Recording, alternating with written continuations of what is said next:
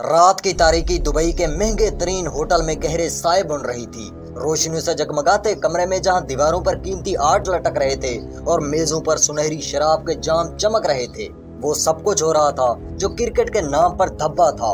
एक तरफ नर्मो मुलायम सोफों पर बुकीज बैठे थे, महंगे सूट पहने, हाथों में फोन और आंखों में वो शैतानी चमक जो अरबों रुपए जीतने वाले जुआरियों में होती है। दूसरी तरफ पाकिस्तान के वो खिलाड़ी जिन्हें कौम हीरो मानती है, सर झुकाए, नजरें चुराते, फैसला कुन लम्हे की दहलीज पर खड़े थे।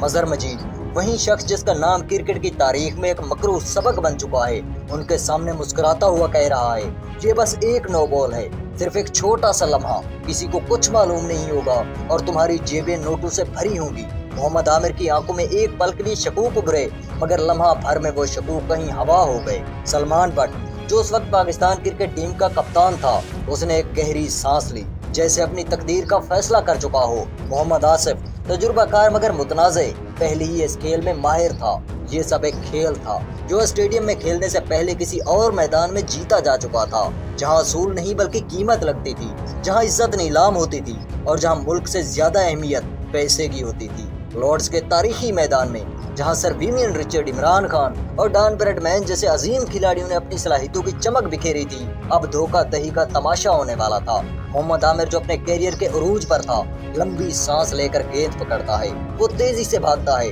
तमाशाइयों की चीखों पुकार, कमेंटेटर्स की आवाजें, सब कुछ पस मंजर में जा रहा है।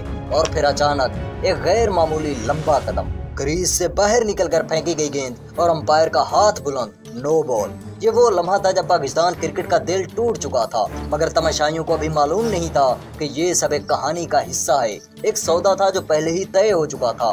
टीवी स्क्रीन पर बैठे करोड़ों शायकीन के लिए ये महज एक गलती थी, मगर दुबई में बैठे बुकीज के लिए ये जीत का लम्हा था। स्क्रीन पर नो बॉल की झलक आते ही बुकीज के दफातर में कंप्यूटर के कीबोर्ड तेजी से चलने लगे, अरबों रुपए की शर्तें जीत ली गईं और वो लोग जो इस गेम को खेल रहे थे वो जीत गए, मगर जो सच में खेल रहे थे, यानी पाकिस्तानी खिलाड़ी और वो मासूम शायकीन जो हर गेंद पर अपनी सांस रोके बैठे थे, वो सब हार गए। ये पहला मौका नहीं था और ना ही आखिरी। मैच फिक्सिंग एक तवील कहानी है जिसके किरदार बदलते रहते हैं, मगर इसका अंजाम हमेशा एक जैसा होता है, बदनामी, मुअत्तली और क्रिकेट पर धब्बा। ये सब कुछ बुकीज के जरिए कंट्रोल किया जाता है, जो ज्यादातर भारत, दुबई और लंदन में बैठे होते हैं। इनके पास पैसा भी होता है, ताकत भी और माफिया की पुष्ट पनाही भी। इनका काम ये होता है कि किसी न किसी तरीके से खिलाड़ियों को अपने जाल में फंसाएं। कभी ये लालच के जरिए किया जाता है, कभी दबाव डालकर और बाज़ औक़ात धमकियों के जरिए भी। ये मसला सिर्फ 2010 तक महदूद नहीं था। 1990 की दहाई में जब पाकिस्तान क्रिकेट का सुनहरी दौर था, तभी मैच फिक्सिंग के साए स्केल पर मंडलाने लगे। ये वो दौर था जब सलीम मलिक पर मैच फिक्सिंग के संगीन इल्जामात लगे। ऑस्ट्रेलिया के कप्तान मार्क टेलर और शीन वॉर्न ने दावा किया कि 1994 में सलीम मलिक ने मैच हारने के लिए रिश्वत की पेशकश की थी। ये इंकिशाफ पूरी दुनिया में तहलका मचा गया।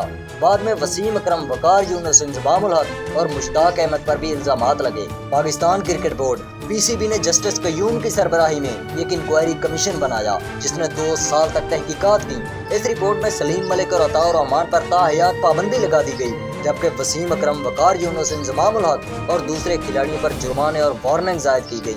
ये रिपोर्ट क्रिकेट में फिक्सिंग के खिलाफ एक मजबूत इकदाम साबित हो सकती थी, लेकिन कई खिलाड़ियों को मुकम्मल सजा न मिलने की वजह से मैच फिक्सिंग खत्म नहीं हुई।